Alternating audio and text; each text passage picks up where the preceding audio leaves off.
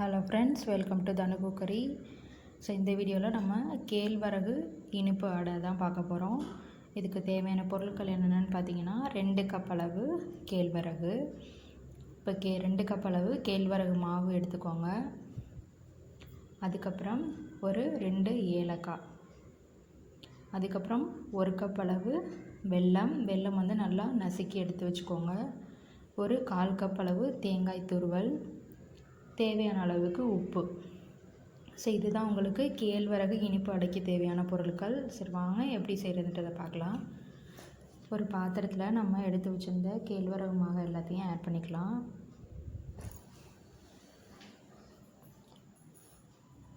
இது நான் ஒரு 200 கிராம் அளவு எடுத்திருக்கேன். இதில் ஒரு 6லேருந்து 7 அடை அளவுக்கு வரும். அதுக்கப்புறம் நம்ம நசுக்கி வச்சுருந்த வெல்லம் அண்ட் தேங்காய் துருவல் எல்லாத்தையுமே சேர்த்துக்கலாம்.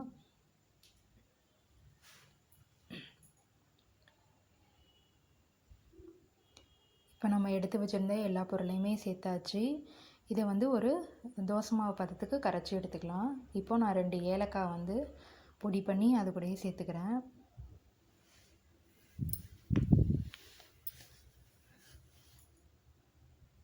இப்போ இதை நம்ம ஒரு தோசை மாவு பதத்துக்கு கெட்டியமாக நம்ம கரைச்சி எடுத்துக்கலாம். ரொம்ப தண்ணியாக கரைச்சிட்டிங்க அப்படின்னா வராது சரியாக. அதனால் ஒரு தோசை மாவு பதத்துக்கு கரைச்சி எடுத்துக்கோங்க.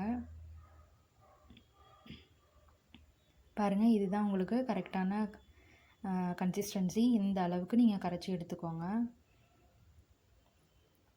ரொம்ப கெட்டியாக நீங்கள் கரைச்சிட்டு கூட நம்ம தோசைக்கல்லில் தட்டி கூட சிலர் அடை போடுவாங்க. அந்த மாதிரி போடும்போது கொஞ்சம் டைம் எடுக்கும் வேகிறதுக்கு. அதனால் இந்த மாதிரி தோசை மாவு பதத்துக்கு கரைச்சி எடுத்துட்டிங்க அப்படின்னா சீக்கிரம் வெந்து வந்துடும். இப்போ நான் தோசைக்கல் போட்டிருக்கேன். இந்தாலிய கல் தான் போட்டிருக்கேன். கல் ஹீட் ஆகிடுச்சு. இப்போ நம்ம அடையை ஊற்றிடலாம். ஒரு கரண்டி அளவு மாவு எடுத்துகிட்டு ரொம்ப பெருசாலாம் போட முடியாது. ஏன்னா பிஞ்சு வந்துடும். அதனால் சின்ன சின்னதாகவே ஊற்றிக்கோங்க.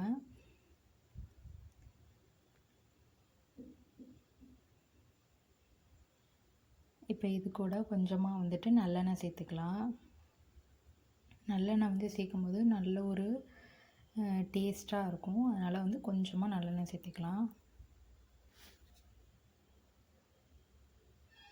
இப்போ நல்லா வெந்து வந்துட்டு பாருங்கள். இப்போ நம்ம இதை திருப்பி விட்டுட்டு ஒரு 2 மினிட்ஸ் வேக விட்டு எடுத்துடலாம்.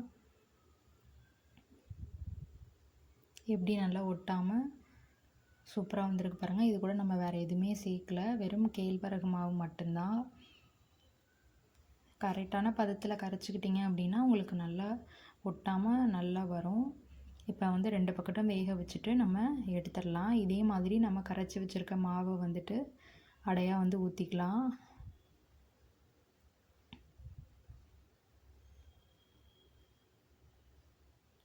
இது ஒரு நம்ம ஈவினிங் டைமில் இந்த மாதிரி நம்ம எடுத்துக்கும்போது ரொம்பவே நல்லாயிருக்கும்.